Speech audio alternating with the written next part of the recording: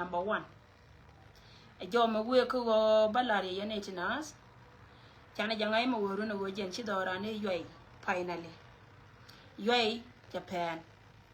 Japan te the nene tin kona chol ke jishunga. Ko go chara ma chala taberar ko loy ne je ko chala ba wurun. Min ko no rar jenen. Rina ni chibok. Riche jien wurun la go jene we boka lanken. Gwa to kona te ku matetin la gol rieke. We pinching gwani diala kona taga tekatin. Muno wajen men kwala goro wa baraitin e amni dun ka yen gad borshar dori kundang rew to kona te kor alabal kana damane ni da amni dun jenene rai dun ja ka gat la top ka kam ka reader direction ken lakin short ken bika barar sun baka choliya babarar baka choliya cha kula wene entama ko cha ngai ken go ken pankien chi mai tudi kon chi ka pente da ayu ngai ken de reader campaign wa ba to kon te correct top to kon chi ka men chala da wala dor me chal ke pasai te la ramtetin gor kono ba cha ba ko na idong bina kula dwal quick kana wojen te dep che put ko wojen me che dep che put lo je cha do ken go ba ga pat che bala rur janga bi lar ken go ken ba lo dien ba pat ka quick me che ka wona cha were de ala top de ala gad kapal a gad we pinchie ne ai romne mi dong dien te ka mi atwo na ka yen tame en go gwa na ni chiari chianen la te yen ke kamera nte kam yen karar tur yen ka bene be ka je a wa pala je mi che bene la go chianen wine ko yen cha je no be badai ba ka yor pin la ko no wien a gwa na la yen ane la wine la je la round la kam ne je location lot ka no ba to ko no we ke wo yen ba ga tu ngana ken ba ka jetin information ma wo ka ye wo yen pala je wo yen mi chianen bia wor mintetin bieni te kone cheng yen ke garake mi che lai cheng dar chu bi ma poi chu je leni bi mi tie ka pen ko wojen ma we wa mam gwa be mam tino gwa ti tino toini adoma ye wa mam ni jipin pala wo bia wor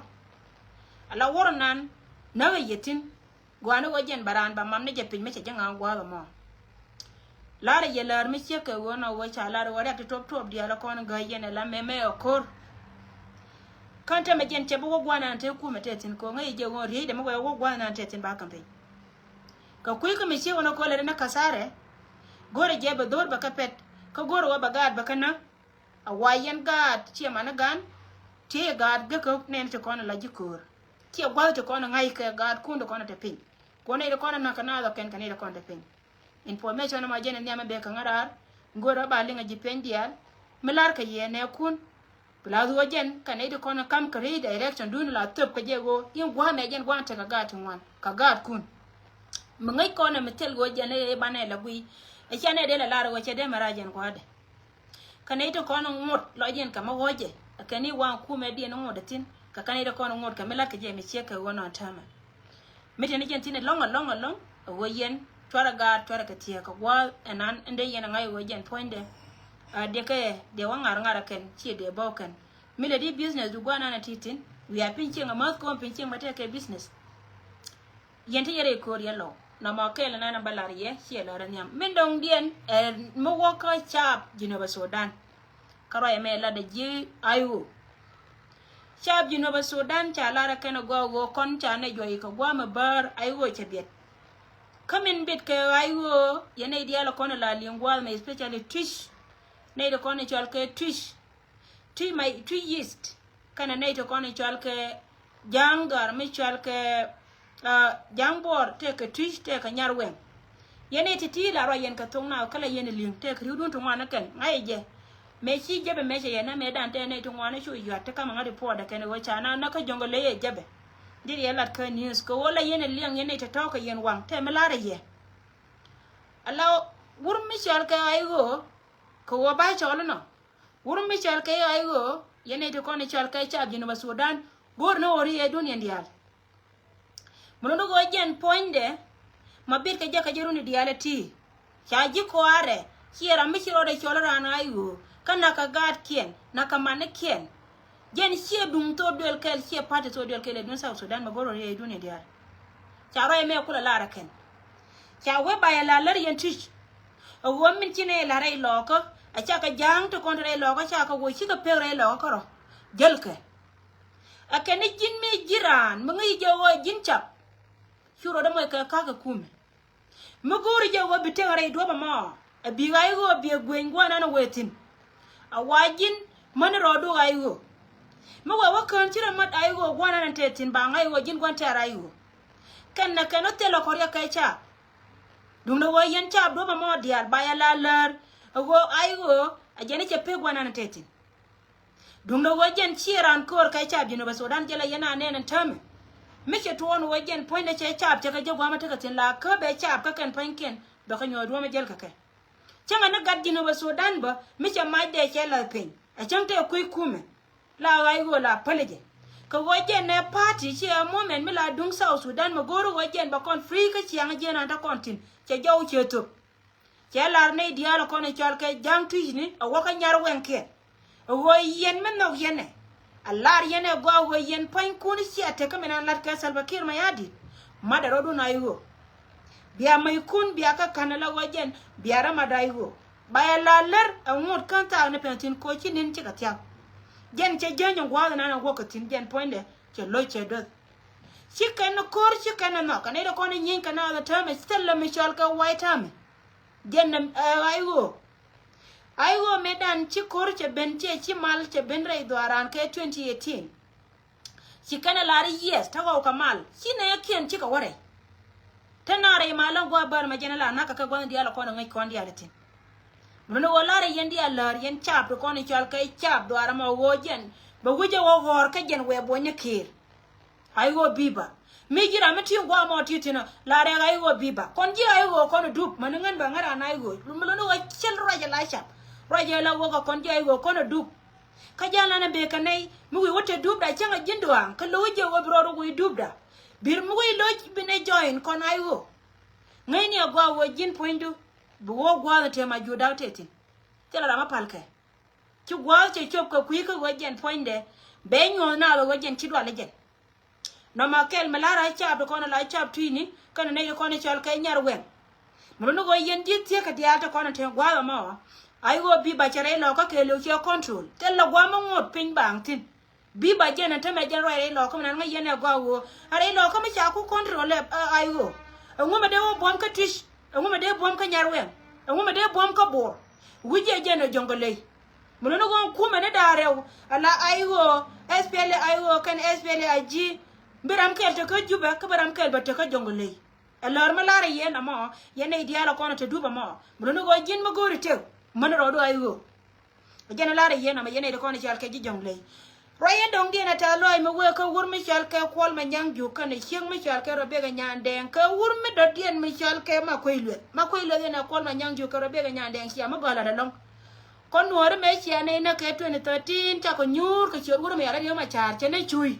kon wore di alchi ne chui ke dure ma char ko go kon me sia ne na sia kare chia cha bu chunga ne me bor ka kan ka pol tik dun yen sia kana chore ma char na jo na ta jinubi la ga ngani yen sia ga yo che ka chia ma ga la da long ma yen ma ga sia la go sia re ma char yen ma ya ma ga la da long me kan ye ma char yen kon nore te kon te cha gwa ne ken ka ga ken ka show ken cha na tel ga ne ga choltin ata ma chu gwa ben ka chut ko ba ka ro ko chul ka bor kon nore dia te konten na gena ke 2013 wonne ka wonyam ko woy entame rama charande chana be wo chul ka bor muno wata lo mi de long ma ko ile yene wur mi chal ka kol ma nyangju ka mama rabe ga nyande wur mi chal ke re ma char e politician kel ke ye mi sia chab nore sia kana changa pan la kanyara ba kayra bana be jone ne ai tela rama we cha jino bi na la jo nore dia be nore jo kan ne tin dia la kono chal ka jido bi ni chanka nori jega ken ne tin dia la kono la chanka nori jega ken la jiwa na china we kor sia wa kor sia ma gwa kula ko sia malun min kan ga kun sia yen anta ma ne dia la kono chi do rar kan dia wuji ente tay chi gwa cha ko chop me bit kan ne ka jen gwa be bore dan kon chante kon chapte sia na sor chi ne chan chi ne de mare chan janga dum no we yen bia la chan ajen nana kuna to wajen point ta majen ciara ko pai ngom jolu ne lar ke wure ciara ngada ka Michael Park chine shan chede wa shan sorry chede mare shan jang munono go jen point de me chia malun chia ko yen chia ma galat kane lan kon warden la cha bana ro kunna ala jinnu ma tame jen bido na koy kati yag bana ro na ala kor chine ko ngo kon cha pin kon na kabam bine wo gwan wo kon diarti wane ko wo chia malun chia yen chia kor mala sa Sudan ngang ye mala gang ni ye ba ne no ba ne be joge china wo ko chia ma galat de long rew ma cha ma kan ni yen tel gwam de ne ro da gwam de ne ra chulsin chia ma galat kalen me di de long kon me da la ne ya gwi wajel yen mi jenta me ko pay lo la mi je ku yena wono tienga tarun ku yena wole du ala dun ku at ku anang kan ga nur ya la kon ku anang lakin kon ba ko chur sibile liuno garam kel tama ka che kel bela che jo ko ma amane yene tin kon ko la chole jang che man jani tin chia chau ka chia ka kulu tu biane ku olom ka witel pakir ma di biane je ka biane mo ka yo kun ka yo wei man chang na karan chau de te ka chut wa yen jana ka ku kan pankien bia ka ja ka kwan kun cho ku cha gwan tam ko ndi ala man jo ne muno go report ma ku ka ma marabe ga nyande ka wur mi chal ka sal pakir ma yadit ka wur mi chal ka ma ko iluet ka wur mi chal ka kol ma nyangju thank you so much kina ye gwe ka gwa mi ci bar ko ne tinas o wo jen poinde ne me bialar kama le da ne chal ko ne re ma cha ma le cha ko ne re ma cha kina ye gwe ka je min siya mal ko dane yen ko mal siya da ka duk dia tumwan number 1 me da ne siya re ma char me siya re ma char cha ka ban pin man ne ka cha wedi ni sa Sudan ka je chwe chop ko jino ba Sudan changa ne waras kel tele je me je chop te nyur kel ka ye siya pel ka jen gwa bar ma te let kel ka je me siya ngai chu gwa dun te chop siya re ma char siya la loa ne ka dia te kon te jel kel ka je chikolo te gwa den te ka tina jo yen ka tin julian kana no yen chap ko ne chal ka chap no re che chap jino ba Sudan te ra merit awata ko kamal me cha ta ne dial gor kana mal cho yen ba nyo kamal le yen ne chenge da ne siya re ma char me siya yen ko re da ne to ka nasar a plan ko ba re ma char biya kul yen Chinete kono chalke nuore tie chap jino Sudan tin kono to kui ayo kan chika biet cha wo e kume kina chika nyur cha wo kon dia tema nan kontin mije te ko wa cha ko cha yen ala ke kui kume ante ma kon kina ile tero ko ro ke lo nyere ma cha i ku alo nka chi alo nyalan mo gori ye ajana la tie ye wo bi alo chi abalo ko kan chi alo nyu tie mata run ka cha kun bi ga liu che joni ye lo nya je chore je lo ba 2026 arwan ma mandi ala man jaw natin kina ya ma kon manu ari dia go chaw ko bi ka woliu aka liu